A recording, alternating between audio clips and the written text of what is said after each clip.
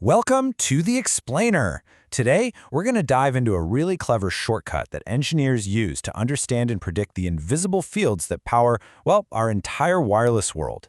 It's all about choosing the smart path, not the hard one. Okay, so let's just jump right in with this diagram because it perfectly sums up the whole problem. When an engineer is designing an antenna, right, they have to figure out the electric and magnetic fields it's going to create. And as you can see, you've got two choices. Path 1 is the direct route. It's one huge, really complicated step. But path 2, now that's a two-step process. It might look longer, but trust me, it's actually much, much simpler. So let's break down why. So here's the fundamental challenge we're talking about. Before you can even think about building an antenna for your Wi-Fi router or a cell tower or even a deep space satellite, you first have to predict these invisible fields it's going to spit out. You're basically working in the dark, trying to map something you literally can't see. And that is the essential question, isn't it? It's not just about knowing a field exists. You have to know its strength and its direction at every single point in space all around that antenna. We're talking about a massive, massive calculation problem. You know, to put this into perspective, just imagine trying to calculate the exact slope at every single point, every square inch of a huge mountain range, all at the same time. Not just how high the mountain is, but how steep it is everywhere.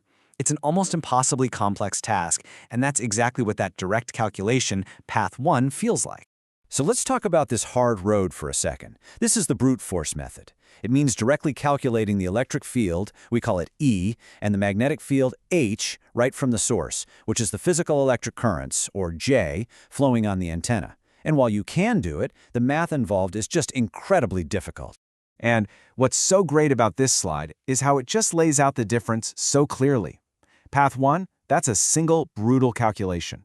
Going back to our mountain analogy, this is like trying to measure the slope everywhere at once. But path 2, the shortcut, is way smarter. It's like first creating a simple contour map of the mountain. That's step 1. Then, from that much simpler map, you can easily figure out the steepness wherever you want. And that's step 2. See? 2 easy steps will beat one crazy hard one every single time. So how does this smart shortcut actually work? Well, it introduces this brilliant mathematical middleman, a kind of helper function that has all the complex information you need, but it's packaged in a much more manageable form. And here it is. This is our hero, the auxiliary potential function. Now, this is really important. These potentials aren't something you can physically go out and measure. They're not real in that sense. Like the source material says, to most engineers, they are strictly mathematical tools. But that's their magic.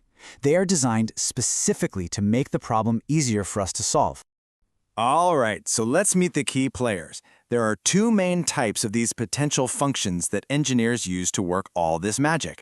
They're called A and F. The A potential, that's the magnetic vector potential, and it comes from the real physical electric currents, the J, that are flowing on the antenna. The F potential, the electric vector potential, that comes from a theoretical source called a magnetic current, or M. Now, these magnetic currents don't really exist physically, but treating them as if they do gives us this incredibly powerful mathematical symmetry. And together, A and F create that perfect intermediate step. They create our contour map. So the whole procedure is it's beautifully logical. First, you define your source, your currents, J and M. Second, you do a relatively simple calculation to find those helper potentials A and F. And then finally, you use really simple math, an operation called differentiation, on those potentials to get the actual physical electric, E, and magnetic, H, fields. And here's the real kicker. This quote from our source material absolutely hits the nail on the head. That final step, the easy one, is almost always possible. As the book says, any well-behaved function can always be differentiated. So that ridiculously hard calculation from the direct path gets replaced by a simple one, and then an even simpler one. That's the elegance of this shortcut. It's just brilliant. But this is way more than just a mathematical party trick to save engineers some time and headaches. Using these potential functions actually unlocks a much deeper understanding of the physics involved. It reveals some truly powerful principles that are totally fundamental to how we engineer things. Two of the most important ideas that just pop out of thinking this way are the duality theorem and the reciprocity theorem.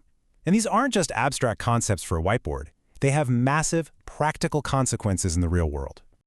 So check this out. This brilliantly illustrates the duality theorem. It is literally like a cheat code for physics. If you go through all the work to solve a problem for an electric source, this theorem says, hey, you don't have to do it all over again for a similar magnetic source. You just swap these corresponding parts, electric field for magnetic field, electric current for that theoretical magnetic current, and so on, and poof, you instantly have the new solution. It's a profound, beautiful symmetry in the laws of electromagnetism.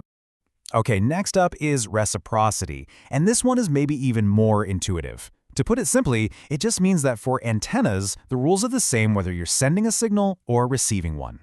And this is a principle we rely on all the time. It means an antenna's radiation pattern, the shape of the signal it sends out, is identical to its receiving pattern. This is precisely why your smartphone doesn't need a sending antenna and a receiving antenna. Nope. The same physical gadget works just as well for both talking and listening, all thanks to the reciprocity theorem. And that leaves us with a final thought, doesn't it?